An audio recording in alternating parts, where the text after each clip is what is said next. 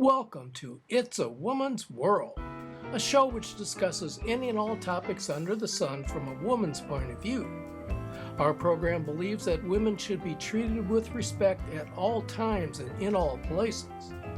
Here's today's moderator, Jamila Pettiford. Hello and welcome to It's a Woman's World. I am Jamila Pettiford, your host for today, and we are going to be dealing with a beautiful book, a poetry book. It's called Upo Waking, 58 Voices Speaking Out from the Shadows of Abuse. Let me introduce my co-hosts. Please. Hi, I'm Dawn Tomlinson, and I'm from an organization called AdoptSource. I'm a mixed-race Korean adoptee. Oh, nice to meet you. Thank you. It's so nice to be here. Yes. I'm Ty Goodwin, and I am excited to be here. This is going to be a very interesting conversation. I'm really looking forward to hearing about your book.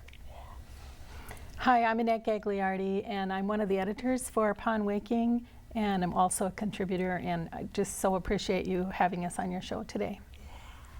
And hi, I'm Kozy Lanik. I'm also one of the co-editors of Upo Waking, and I'm a survivor of sexual abuse. Awesome.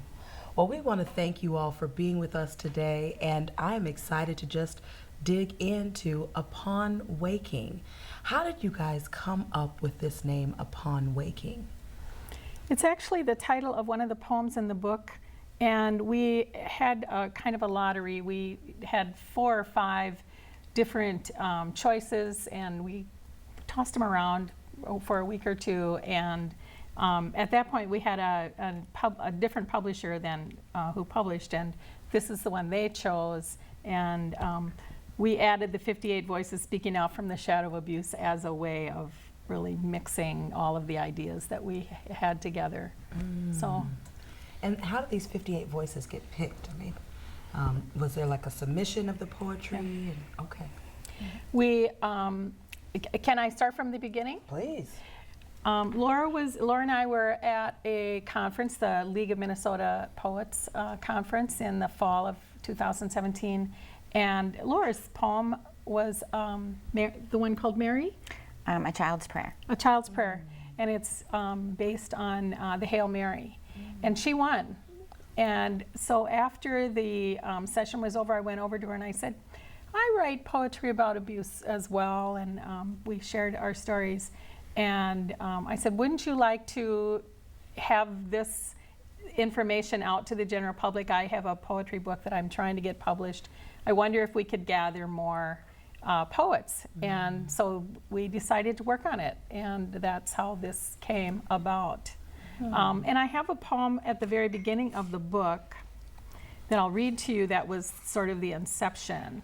And it's called Don't Talk About It. We are all part of the don't talk about it conspiracy. Don't speak. We pretend it didn't happen. Those events could not have occurred. Polite society does not speak of dysfunction, nor the underneath happenings of certain members in our midst. Do we care past our own safety? Past yesterday? Past the past? Do we believe in the value of truth? The truth after our own small existence? The lion lays with the lamb, and the lamb trembles. How powerful. Yeah. How many submissions did you get? Did you find it surprising that you got a lot of submissions, or how did that process work?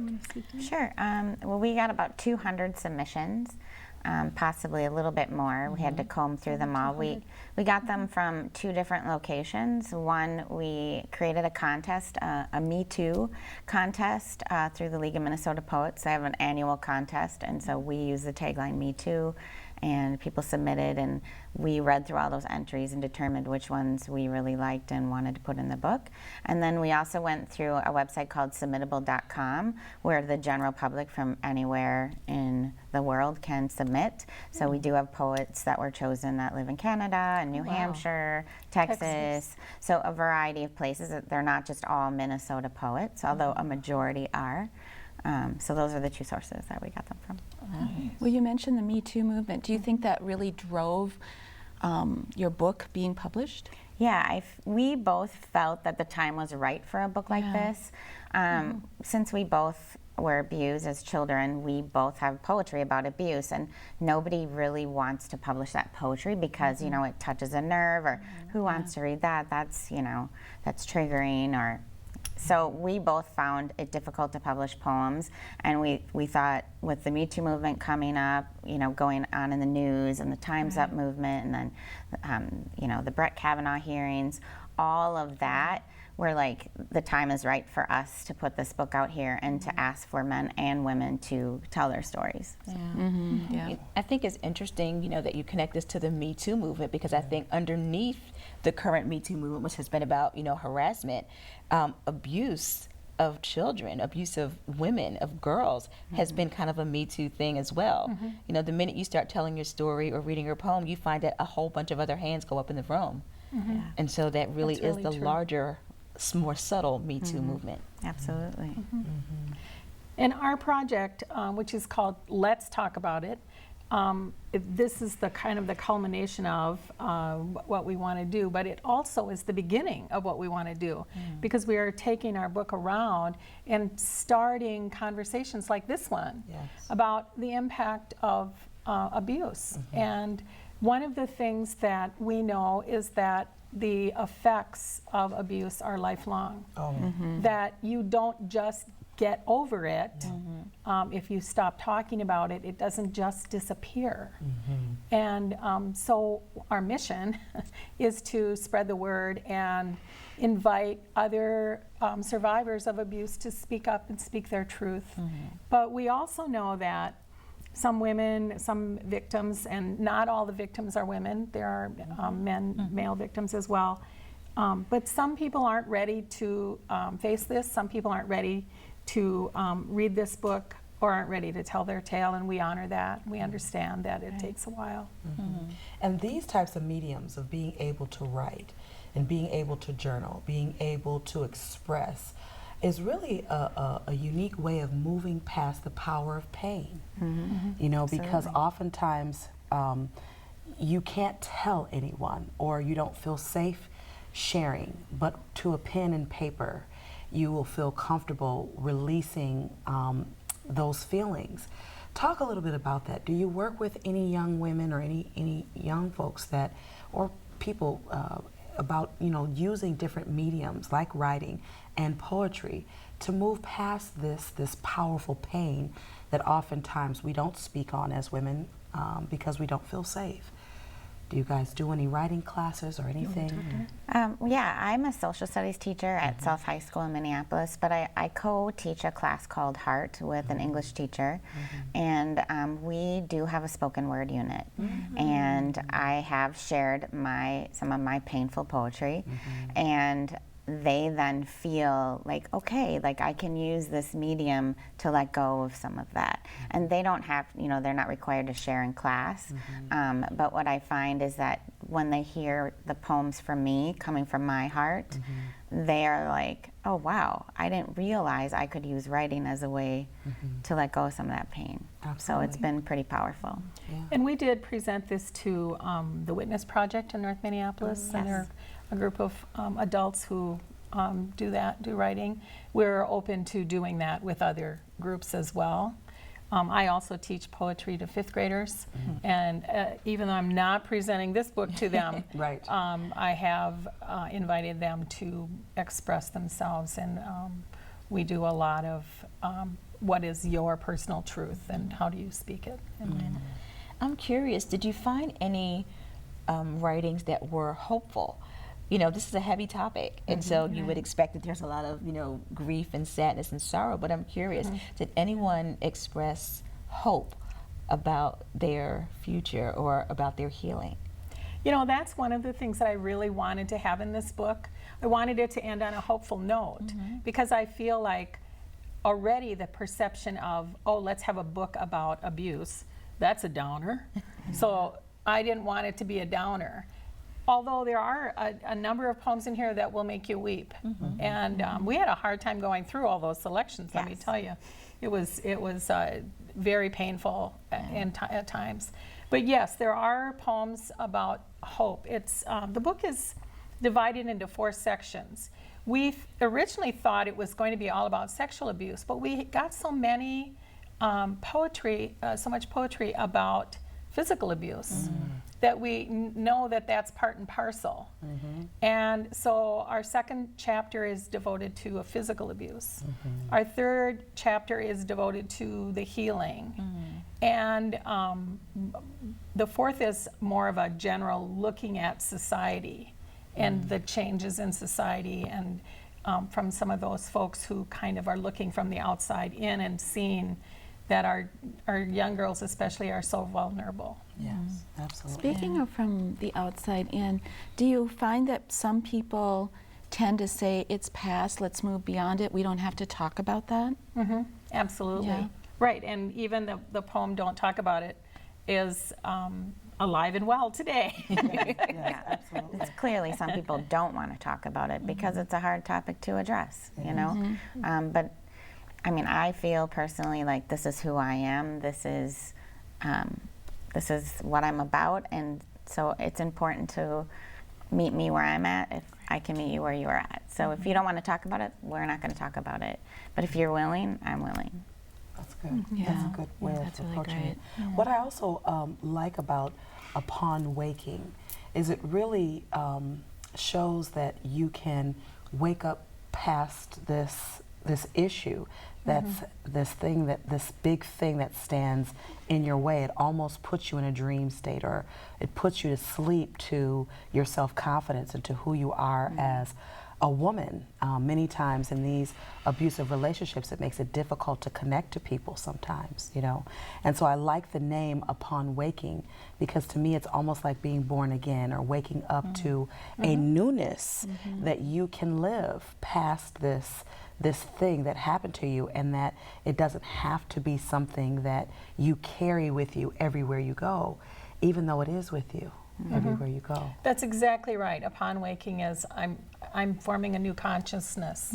I'm becoming who I am, and I think that we don't shed our baggage, but it gets lighter, and we learn how to carry it. Wow. Wow. You know, so I think that we can, as we say, get past. I think we can deal with the pain of the past and put it where it belongs. Yes.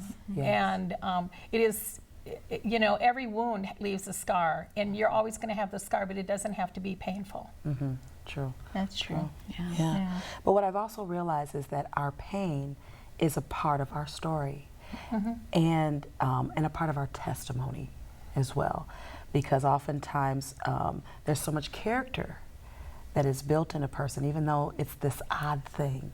But you do learn to persevere and become resilient. Absolutely. And so I heard that you wrote a poem. I don't know if you'd be willing to read maybe a little bit of it, or... Sure. Hail Mary, what is the point of all the prayer and fasting if bad men are still tempted by the devil? Full of grace, I say your prayer every night. I hold your beads in my hand. My grandma taught me how to pray. The Lord is with thee. I wish the Lord was with me. I want him to stop the bad man from hurting me. Blessed are you. I am blessed too. I have people who love me. My mom, my dad, my dog Lady, and my grandma. She is my best friend. Among women, I don't want to be a girl or a woman. I don't want to grow up or be touched in that way anymore. Life isn't fair if you're a girl. Blessed is the fruit of your womb. I'm never having kids. That way, no one will get hurt. No bad man can tempt them.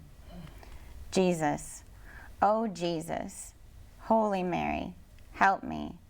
Mother of God, my mom trusts this man. She doesn't know what he does with me when she is not there.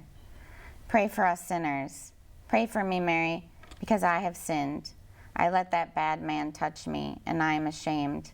I cannot tell anyone but you. Now, I trust you to keep the secret, and at the hour of our death. Mary, I want to die and start my life over. I'm not afraid. Please, please help me. Amen. Wow. What a powerful, powerful revealing. And with everything that's going on right now with the church, the Catholic Church, with a lot of things that are taking place in our world, that is very on time. And you were right to say that this is the time to really wake up, to really come to a place where we're speaking out. And there are so many people that are angry with God or angry with the church, and partly because of the abuses that are continuously happening. Yeah, I really appreciated the perspective of that poem. Thank you. You know, thinking about it from a child's perspective. And, you know, we were talking earlier about who should read this. And I think one of the things you mentioned that you want perpetrators to be able to read this. And I think them reading from that perspective, I mean, that's got to do something to help them change how they've been thinking about things. So, Yeah. Is that one of your hopes, that perpetrators will hear this and hear that voice? You know, I haven't really thought about it before in that way, but yeah, that would be great. I think my biggest hope is that people that have been in abusive situations read this and get hope from it. You know, one of the things that we do as a part of our project is we donate copies to homeless shelters and also to the Women's Book Project, which reaches women in prison. And 97% of those women in prisons are abuse survivors. And so it's like they need to know that, you know, we hear them. Yeah, we feel like if another victim has read any of these, that it's going to resonate. And maybe they say, oh, this person, this poet is saying what I can't say, or is speaking the words that I would have said. And so then there is some healing in that. But to speak to your other question, yes, we want the perpetrators to know that now is the time that victims are not going to be silent, that now is the time that people are going to say enough.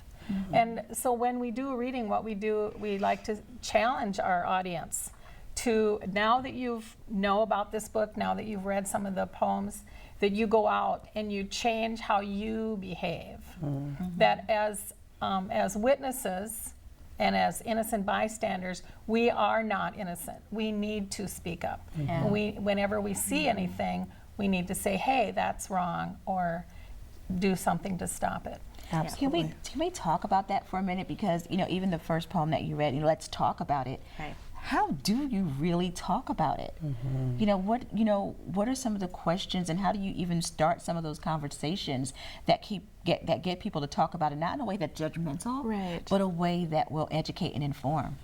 Well, one of the things I do, I have a couple of 4-year-old boys at my house, and I have a 2-year-old girl at my house. So what I like to do is teach them about their body now. That this is a private part of your body that nobody gets to touch.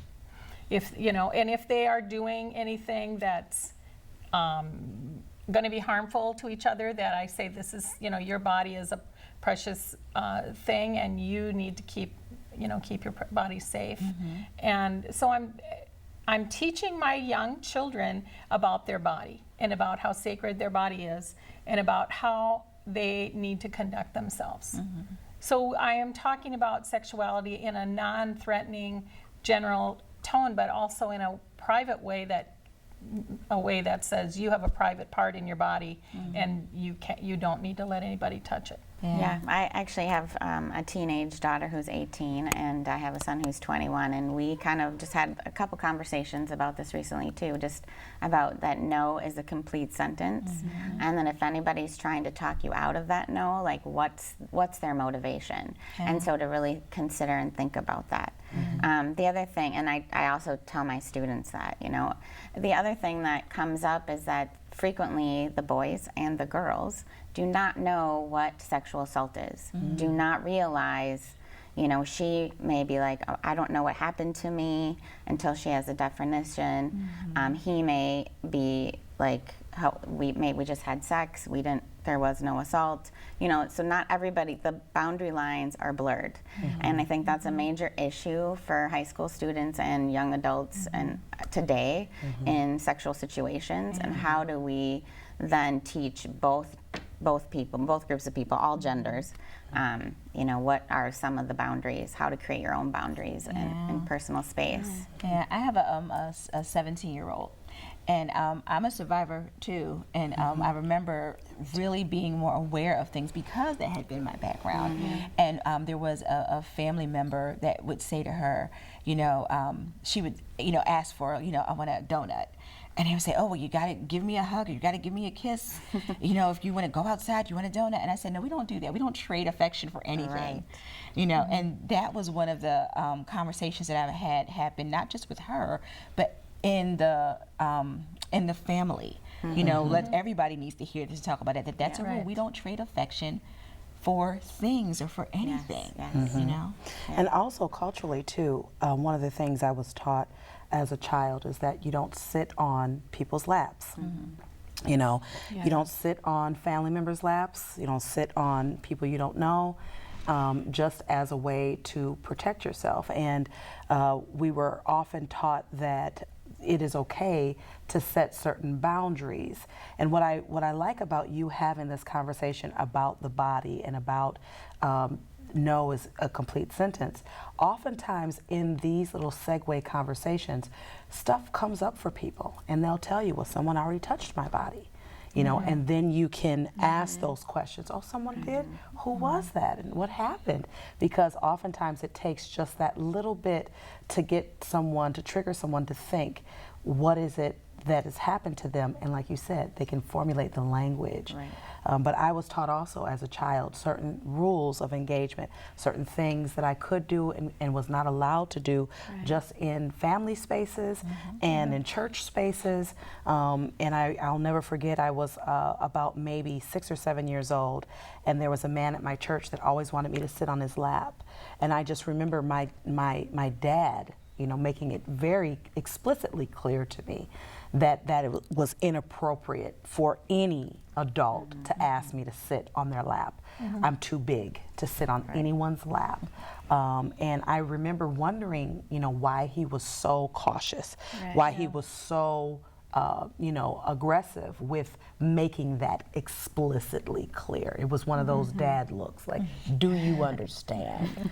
And I didn't know what he was telling me at that time is that he understood the mind of certain people, that I as a child was just being a child, not aware. If a man said, give me a big kiss right here, you know, I would think, oh, okay, I could give you a kiss, you know, and here it is, not knowing that that could be a form of grooming, that could be a form of getting me comfortable with, you know, being interactive in a touchy, feely, you know, basic sexual way, you know. And in our world right now, there's so much conversation about sex and about sexuality within the music and within the television and within all of the things that are coming up now as far as gender and all those types of things. And how do we keep our children safe in a world that really uses sex to promote almost everything? Yeah, that's a big conundrum, isn't it?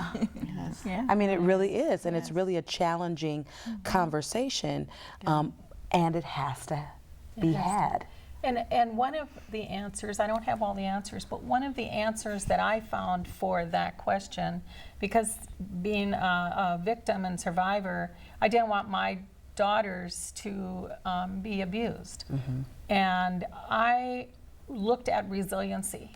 I realized that I couldn't go with them. By the time they turned 12, they didn't want me to go with them all over the place. Anyway, I couldn't go with them wherever they were in order to keep them safe, so I had to make them more resilient or help them become more resilient, so when they went out, they were at least stronger. And so one of the things that we did was have them go to self-defense classes in high school. And that was, I mean, I hoped that was one of the ways. Besides that, my girls are all fierce. And so, that was not anything I did. Well, it was their genetic makeup. They're fierce girls. And that's good. But I needed them to be able to direct their fierceness at whoever. And so giving them permission to be fierce is one way to help them be resilient. Absolutely. Do you see another book coming out after this? Like, since this one has been so successful with the stories, do you see another edition of this coming out? That's been suggested, but Yes. boy, we've had a lot. This is a lot of work, isn't it? Yeah, it is. It was a lot of work. Yeah, but you know what? I could, if I could suggest, I could see this being almost a workshop that's provided in churches or provided in community spaces, where the writing is done in these workshops, and then at the end of it, they could be selected to, you know, maybe you guys do a spoken word competition, and from that spoken word competition, based upon the poetry, whoever, you know, the judges who pick the folks that can alleviate some of your time. Sure. And those poems can just be picked automatically and made into a book, you know. So you can cut that time out so that you don't have to read them all yourself. You can have the judges do it, you know, but then it could be a 2-for-1, you know, sell your books, make a new book, and have a spoken word contest. What Yeah, there are ideas floating around out there. Yeah. And that's a Well, good definitely don't leave it hanging, because it's upon awakening. Now we're awake and We're moving. awake. What are we going to do? Yeah, what are we right? gonna do now that we're awake? You know, because as we know, as we can see, there are some things that are threads throughout history, and this is one of them. You know, our society has changed more in the last 40 years Than ever. the I mean, 200 years before. Things have changed dramatically Seriously, yeah. as far as being a parent, as far as being a married couple or a spouse, and as far as just living yourself as an individual. And so we'll see what happens, but going forward, we're not really sure really what happens. I think that the early adapters are here, but the rest of the society has to catch up. they do have to catch up. You know, when I heard about your book, I was thinking, you know, why poetry? Why not a short story or even a performance? But when you were reading, I was just really struck by how much information was put into such a concise format, and how much was said to me in such a short period of time. Do you feel that way yourself? Is that why you chose the poetry as a medium? Well, I think we're both poets, so that for us it's a natural medium. You know, we both do other forms of writing as well, but like you said, we're able to kind of strip down everything and put it very concisely, and yet also use wordplay to make it so it's not necessarily like in your face. Sometimes it's subtle, and that subtlety really gets you to think and go, wow. Well, I this has been such a rich topic. We could go on forever. And I honestly want to say that I hope that you all come back, because as you know, this is a continuum. This is something, like you said, that is happening, and they are different threads that bring us to the poetry of healing. And so we thank you so much for coming today, and I thank my co-hosts, and I thank you for sticking with us and watching today, and welcome again to the It's a Woman's World. We hope to see you next time. Thank you very much. Thank you. Thank you.